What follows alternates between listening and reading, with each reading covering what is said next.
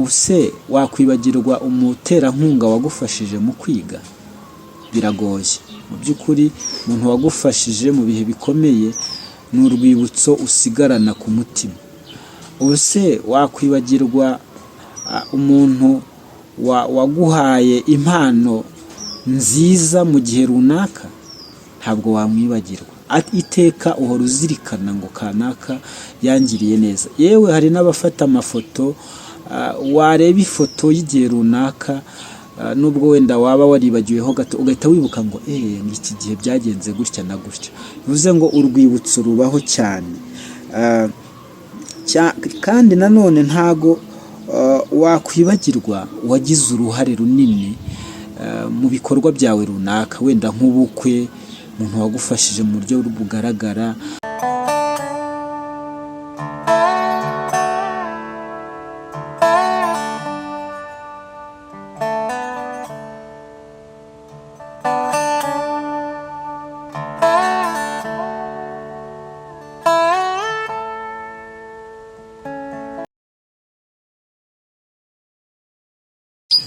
Muraho nanone, nitwa Bazambanza Sylvain nk'uko bisanzwe. Dukunze gufata uyu mwanya kugira ngo tuganire ku ijambo ry'Imana. Reka tubanze dusenge. Mana yacu, turagushimiye ko wabanye natwe mu bihe bitambutse. Tugushimiye ko waduhaye umugisha mu buryo butandukanye. Waraturinze ubana natwe, izina ryawe rihabwe icyubahiro. Tugushimiye uyu mwanya mwiza uduhaye wo kongera kuganira ku ijambo ryawe. Turasenze kugira ngo uyu mwanya ube uw'igiciro cyinshi muri twebwe kandi uhindure byinshi mu buzima bwacu. Uyu mwanya dukurikiye ijambo ryawe twongere twiyungemo imbaraga zo kugukorera kandi udushoboze mu buryo budasanzwe. Ngaho bana natwe, tubisabye twizeye mu izina rya Yesu, amen. Tugiye kuganira ku ijambo ry'Imana nk'uko nari mbivuze. Turaza kurisanga mu gitabo cy'ibyakozwe n'intumwa. Turasoma ibice 10 n'umurongo waho wa 4. Haratubwira ngo aramutumbira, aramutinya, aramubaza ati ni iki mwami? Aramusubiza ati gusenga kwawe n'ubuntu bwawe byazamukiye kuba urwibutso imbere y'Imana. Imana ishimwe. N'iri jambo tugiye kuganiraho nahaye umutwe uvuga ngo gira urwibutso ku Mana. Gira urwibutso ku Mana. Twatangira twibaza ngo urwibutso ni iki? Mu bundi mu zindi ndimi z'amahanga bakunze kubyita ngo ni souvenir mu Gifaransa. Mu Cyongereza bakavuga ngo ni remembrance, memorial, ibintu nk'ibyo. Urwibutso. Hanyuma urwibutso ni iki? Undi urwibutso ni ikintu cyangwa se ni ibintu umuntu cyangwa abantu bashobora kukwibukiraho. Iyo turebye dusanga abantu kenshi batwibukira ku bikorwa byacu, ibikorwa tubakorera cyangwa se twabakoreye, abantu barabyibuka cyane. Ndetse abantu bakunze kwibuka ibintu byiza cyangwa bibi, ariko twebwe turaza kwibanda ku bintu byiza abantu bibuka cyangwa se bishobora kubera abantu urwibutso. Nagira ngo mbere y'uko dukomeza mbanze mbaho ingero nkeya. Ubuse wakwibagirwa umuterankunga wagufashije mu kwiga? Biragoye. Mu by'ukuri umuntu wagufashije mu bihe bikomeye ni urwibutso usigarana ku mutima. Ubuse wakwibagirwa umuntu waguhaye impano nziza mu gihe runaka? Ntabwo wamwibagirwa. Iteka uhora uzirikana ngo kanaka yangiriye neza. Yewe hari n'abafata amafoto, wareba ifoto y'igihe runaka, nubwo wenda waba waribagiweho gato ugahita wibuka ngo iki gihe byagenze gutya na gutya. Bivuze ngo urwibutso rubaho cyane. Kandi nanone ntago wakwibagirwa wagize uruhare runini mu bikorwa byawe runaka, wenda nk'ubukwe, umuntu wagufashije mu buryo bugaragara. umuntu wakurwanyeho se akakuguriza amafaranga byari byanze, wari ufite ikibazo gikomeye, umuntu se waguhaye ibyo kurya wari ushonje birashoboka, umuntu se wakwambitse nta myenda wari ufite, umuntu wakugiriye neza mu buryo butandukanye ntago wamwibagirwa. Rero hari abantu badukora ku mutima bakadukorera ibintu byiza ku buryo bisigara ari urwibutso mu buzima bwacu bwa buri munsi. Hanyuma iyi nkuru dusomye itubwiye umugabo witwa Koruneliyo muri iki gitabo cy'ibyakozwe n'intumwa mu bice 10 ku murongo uhereye ku wa mbere barabitubwira, twe dusomye uwa 4, ariko uhereye ku murongo wa mbere hatubwira uburyo uyu Koruneliyo yari umugabo mwiza, yari n'umutware, ngo yari ahagarariye umutwe w'abasirikare. Muri kiriya gihe umuntu wari uhagarariye umutwe w'abasirikare byibuze bagombaga kuba abasirikare 100. Birumvikana ko Koruneliyo yari umuntu wubashywe, yari umuntu ukomeye muri icyo gihe cye, ariko gukomera kwe ntago byamubujije gukora ibyiza. Bibiliya yatubwiye ngo dusomye aho ngaho hejuru tutasomye, haratubwira ngo yari umuntu wubahana Imana n'abo mu muryango we bose. Ngo noneho ikigeretseho ngo yasengaga Imana ubudasiba. Imana ishimwe. Hanyuma ngo kandi yagiriraga abantu ubuntu bwinshi, bivuze ngo yari afite ibigwi byinshi Koruneliyo. Hanyuma turibanda ku bintu bibiri ari nabyo twasomye muri uyu murongo twasomye. Aho hejuru ho iyo usesenguye guhera ku murongo wa mbere kugeza ku wa 4 usanga mu by'ukuri yari afite ibintu 5 byiza yakoraga, ariko umurongo wa 4 niho tugiye kwibanda kuko ni naho yahise asurwa na marayika amubwira ijambo ryiza, amubwira ko gusenga kwe n'ubuntu bwe bwinshi agirira abantu ngo byazamukiye kuba urwibutso imbere y'Imana. Imana ishimwe. Bivuze ngo Koruneliyo yarakoze, Imana ishimwe, ndumva mfashijwe, ngo yarasenze. Bivuze ngo gusenga kwe, kuko Bibiliya yatubwiye ngo yasengaga ubudasiba, bivuze ngo kuri we nta mpamvu n'imwe yagombaga kumubuza gusenga. Yaragiye arasenga, gusenga biragenda biba ubuzima bwe bwa buri munsi, ibyo bita lifestyle, byaragiye biba umuco, arabihamana.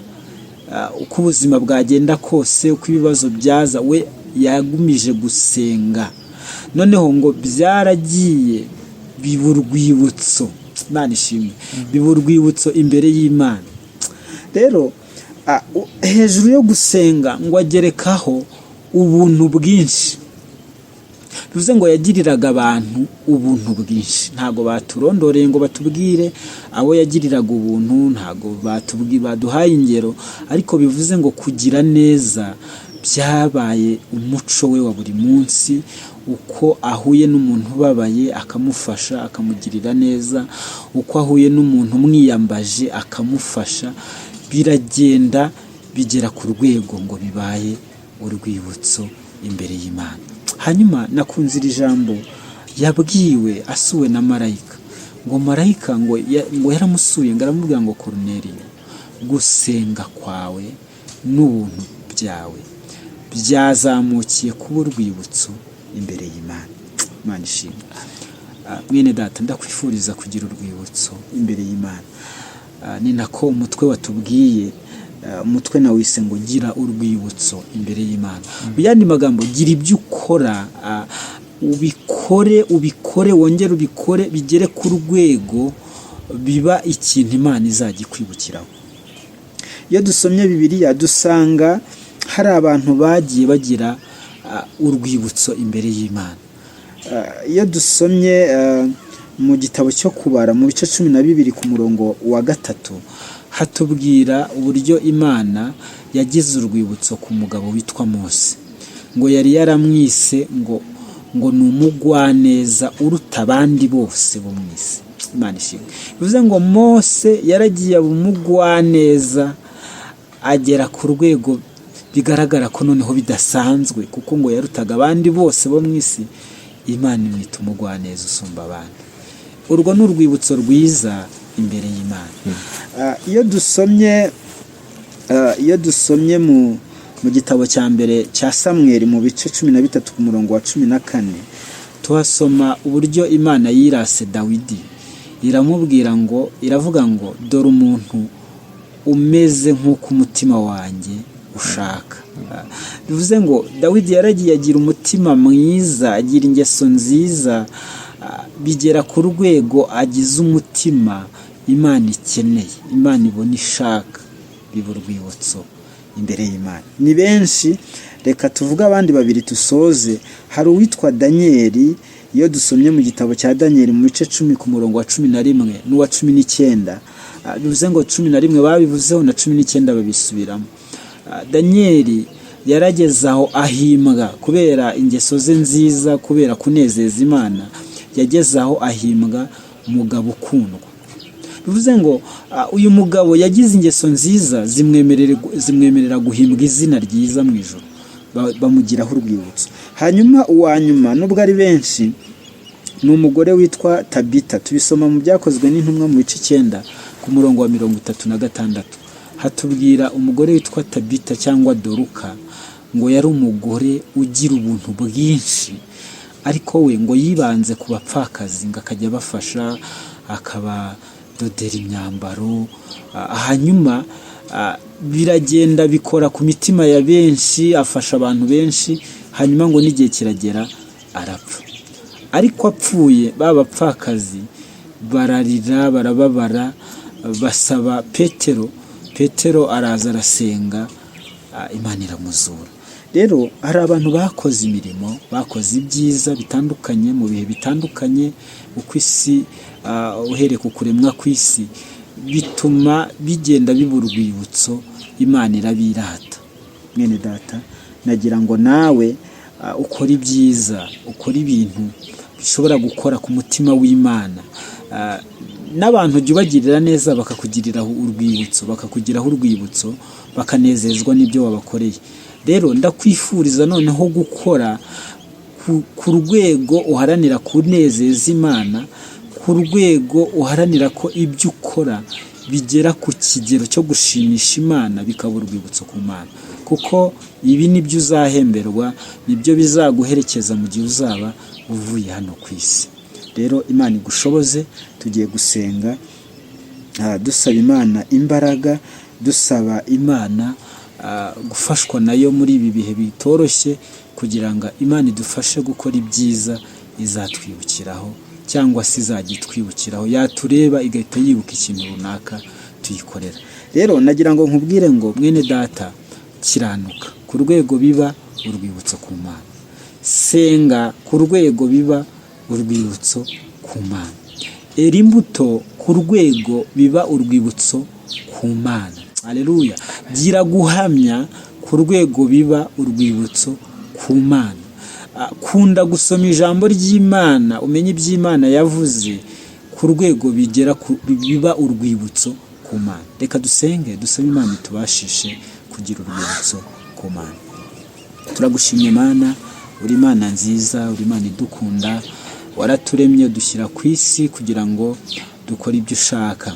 Turasenze kugira ngo utwambike imbaraga, tubashe gukora imirimo myiza, tubashe gukora ibyiza bituma utugiraho urwibutso, cyangwa ibyiza bigera ku kigero ubifata nk'urwibutso imbere yawe, kuko tubonye ko hari bene data batubanjirije byashobokeye, bakora ibyiza, bagera ku rwego birata, bagira urwibutso imbere yawe.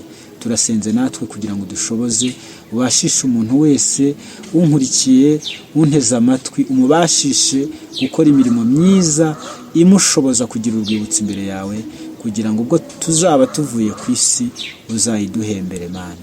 Urakoze kumva gusenga kandi utugiriye neza, tubisabye mu izina rya Yesu. Amen.